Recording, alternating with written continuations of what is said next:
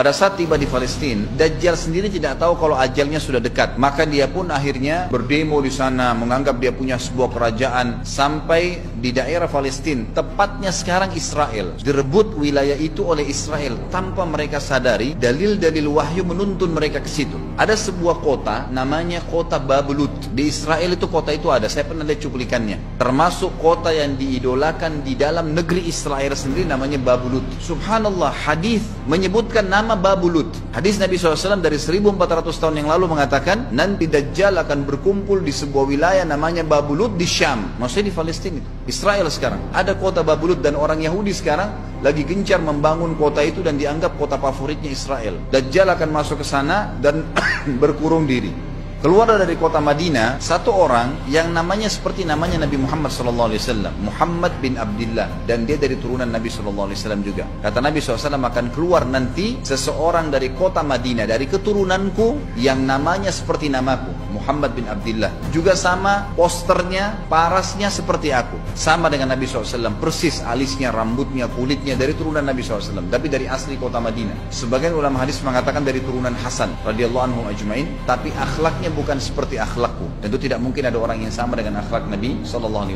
Allah mengubah dia dalam sehari semalam. Tiba-tiba berubah menjadi orang baik dalam sehari semalam. Jadi orang faham agama. Orang-orang pun akan datang kepadanya dari masyarakat Madinah berkata, engkau adalah turunan Rasulullah SAW, pimpinlah kami berperang melawan Dajjal. Engkau adalah turunan Rasulullah SAW, pimpinlah kami berperang melawan Dajjal. Maka dia pun menolak. Dia menolak awalnya, kemudian dia menuju ke Mekah diikutin dengan 300 orang pertama dari kota Madinah. Sampai di Mekah, setelah selesai dia tawaf, maka seluruh muslimin menunjuknya sambil mengatakan, engkau harus memimpin kami. Dan orang ini punya julukan Mahdi, dikenal dengan Imam Mahdi. Inilah tanda-tanda kiamat yang kedua. Setelah Dajjal keluar, buat kerusakan di muka bumi tadi selama 40 hari itu atau setahun lebih. Kemudian keluarlah tanda-tanda kiamat kedua pada saat dia sudah tiba di kota Babulut di Israel. Keluarlah si Mahdi ini. Pada saat dia tiba di Mekah, dibaiatlah oleh banyak kaum muslimin. Tidak disebutkan jumlah pasukannya, maka terbentuklah pasukan jihad yang mengejar Dajjal menuju ke Palestina. Tanda-tanda kiamat besar yang ketiga adalah pada saat pasukan Imam Mahdi dengan pasukan jihad itu tiba di Darul Baydha namanya, kota putih yang ada menara putihnya, dan itu sekarang di negeri Syam, tepatnya di Damaskus, ibu kota Syria. Hadis menyebutkan di menara itulah, di masjid itulah Imam Mahdi mampir sholat asar bersama pasukannya. Pada saat itulah datang tanda-tanda kiamat besar yang ketiga, yaitu turunnya Nabi Isa alaihissalam. Kata Nabi SAW dalam hadis Bukhari, hadis Muslim, hadis Sahih semuanya, dikatakan Isa alaihissalam akan turun sambil memegang kedua sayapnya malaikat, dan dari rambutnya yang basah meneteskan air, dan semua muslimin waktu itu menyaksikan. Dan ini wahyu, penyampaian, pasti terjadi. Maka dia pun turun, lalu kemudian dia masuk, dan orang-orang pada saat itu mengenalnya kalau dia adalah Isa, dan mereka sudah tahu ini masanya turunnya, keluarnya Dajjal. Mahdi sudah ada, mereka tahu akan turun Isa. Sudah ada informasi seperti yang disampaikan ke Bapak Ibu sekarang, itu multi muslimin di zaman itu sudah tahu semua. Maka Isa pun alaihissalam waktu itu dipersilakan oleh Mahdi untuk jadi imam, maka dia pun mengatakan tidak, imam dari kalangan kalian. Dan kata Nabi SAW, ini kemuliaan bagi umat ini karena Nabi sholat di belakang umat ini. Semestinya kalau ada Nabi, pasti Nabi jadi imam, tidak mungkin digantikan oleh manusia biasa. Tapi waktu itu Imam Mahdi menjadi imam dan Nabi Isa sholat di belakangnya. Perlu anda tahu juga hadis Nabi SAW yang sahih yang berbunyi, kalau Musa dan Isa hidup di zaman aku sudah diutus, niscaya keduanya akan jadi pengikutku. Jadi memang kena kebenaran agama ini dibawa oleh Nabi SAW. Sholatlah mereka, kemudian mereka menuju ke Palestina. 3 tanda-tanda kiamat sekaligus terjadi.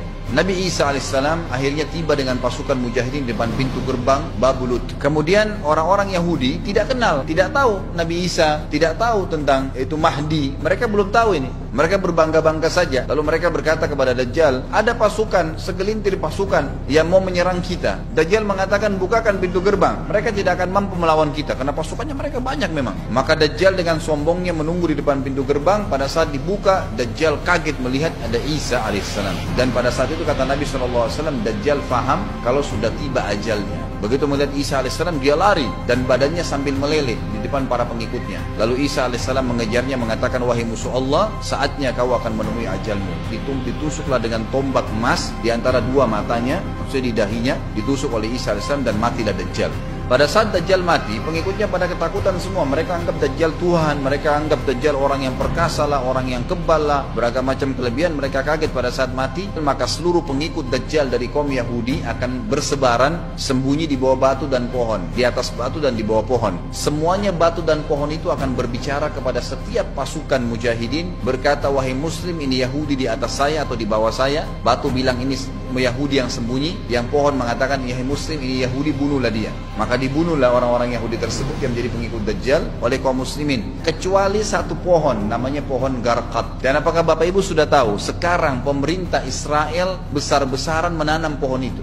Satu dunia ini semuanya Islam. Hadis sahih, kata Nabi SAW, Islam akan masuk ke setiap rumah dengan kemuliaan atau terhina. Enggak ada lagi penolakan terhadap Islam. Itu hadis sahih. Maka Nabi Isa AS memimpin pada saat itu, disebutkan dalam hadis, 40 tahun dengan ketenangan menerapkan hukum Islam. Kata Nabi SAW, bagaimana awal umat ini bisa sesat sementara aku yang pimpin, dan bagaimana akhir umat ini bisa sesat sementara yang pimpin mereka Isa dengan menjalankan hukum-hukumku. Dari Nabi Isa AS nanti menerapkan Al-Quran seperti yang kita lakukan, sholat, segala ini sudah selesai, dikerjakan semua. Dalam hadis lain dikatakan Isa alaihissalam akan menghancurkan semua salib, membunuh semua babi. Nggak ada seekor babi pun hidup di muka bumi pada saat itu, semua salib dihancurkan, dan yang menjadi tidak ada agama lain. Semua, Nasrani, Yahudi, Hindu, agama apa saja habis semuanya. Semuanya beriman kepada Allah subhanahu wa ta'ala dan menjadi muslim.